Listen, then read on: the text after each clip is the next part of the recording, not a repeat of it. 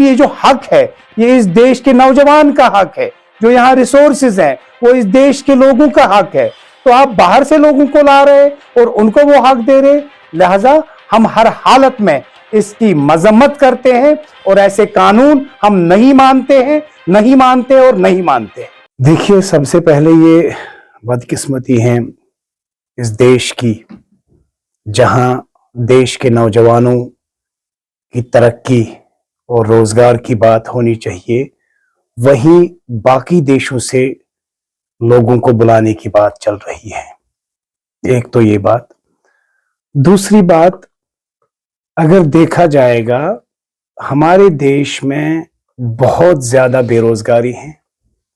10 साल से देश को कुछ दे नहीं पाए और अब जब इनको लगा इलेक्शंस नजदीक हैं, इन्होंने कहा कि चलो अब हम लोगों को इसी के ओर लेके उनका दिमाग डाइवर्ट करेंगे और सीएए जो है वो लाने की कोशिश की।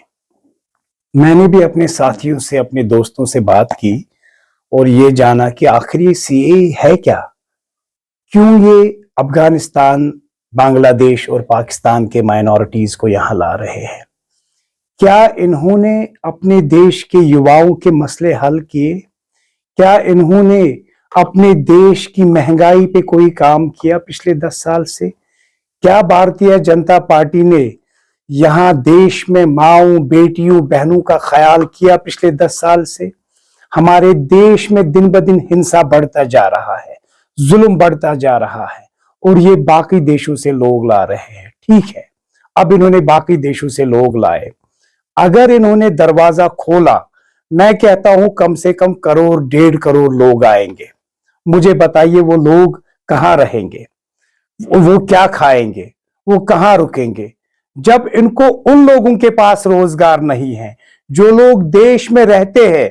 तो जो बाहर से लोग आएंगे, मुझे बताइए जब उनको रोजगार नहीं होगा तो वो क्या करेंगे? वो वही दंगे करेंगे, वो वही चोरियां करेंगे, वो वही डकैती करेंगे। ये इनकी खुल्लम खुल्ला साजिश है। इनको पता है जहां जहां देश में बीजेपी का काडर कमजोर है, वहां वहां इन लोगों को लाओ, इन लोगों को वहां पे रखो ताकि ये वोट डाले। ये बदकिस्मती है। पिछले 10 साल से मेरे भाई, हमारे देश से 11 लाख लोग देश छोड़ के चले गए हैं। और वो लोग कौन है? जो यहाँ पे फैक्ट्रीज चलाते थे और जो बड़े बड़े व्यापारी थे, जो कम से कम 2-2, 300 लोगों का रोजगार देते थे, वो देश छोड़ के भाग गए। कितना अच्छा होता अगर मोदी जी उन 10-11 लाख लोगों को वापस लाते। इंस्टेड ऑफ दिस कि मोदी जी अफगानिस्तान से, बांग्लादेश से और पाकिस्तान से लोगों को ला रहे हैं, मेरी गुजारिश है कि आप पहले उन लोगों को वापस लाइए जो लोग देश छोड़ के चले गए, जो अच्छे बिजनेसमैन थे हमारे देश में। उन्होंने देश को छोड़ा क्योंकि उनके ऊपर ऐसे ऐसे कानून थोपे इन लोगों ने, वो लोग बहुत परेशान हो गए। लिहाजा मेरी आपकी वसादत से, आपके माध्यम से गवर्नमेंट ऑफ इंडिया से यह गुजारिश है कि आप चलिए, ठीक है, आप कानून बनाते हैं और थोपते हैं इस देश के लोगों के ऊपर, चाहे वो किसी भी धर्म से, किसी भी मजहब से है। यहां मजहब और धर्म की बात नहीं है, यहां बात है कहां रखोगे उन लोगों को। यहां बात है जो देश में ऑलरेडी बेरोजगार है, उनका क्या किया आप लोगों ने। अब जब आप बाहर से लोग लाओगे, वो तो दंगे करेंगे, उनके लिए जगह कहां है रहने के लिए। एक तो ये बात। दूसरी बात, मुझे बताइए, अगर आप दावा करते हैं कि हम देश, बाकी देशों से, खासकर ये बांग्लादेश, अफगानिस्तान और पाकिस्तान से लोग ला रहे हैं, मुझे एक चीज बताइए खुदारा, अगर आपने इस बार आप बोल रहे हैं कि जो 2014 दिसंबर तक लोग यहाँ हैं उनको सिटीजनशिप देंगे, मुझे खुदारा बताइए, अगर आपने ये करीबन 3-4 करोड़ लोग हैं, मुझे बताइए अगर आपने ये बिल लाया, जब वो 3-4 करोड़ लोग आएंगे, जब आपने दरवाजा खोला अपने देश का, यहां बाकी देशों में पता है क्या रूल्स हैं?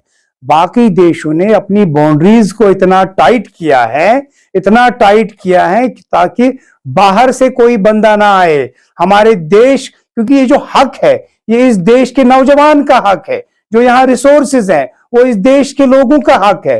तो आप बाहर से लोगों को ला रहे और उनको वो हक दे रहे, लिहाजा हम हर हालत में इसकी मजम्मत करते हैं और ऐसे कानून हम नहीं मानते हैं, नहीं मानते और नहीं मानते हैं।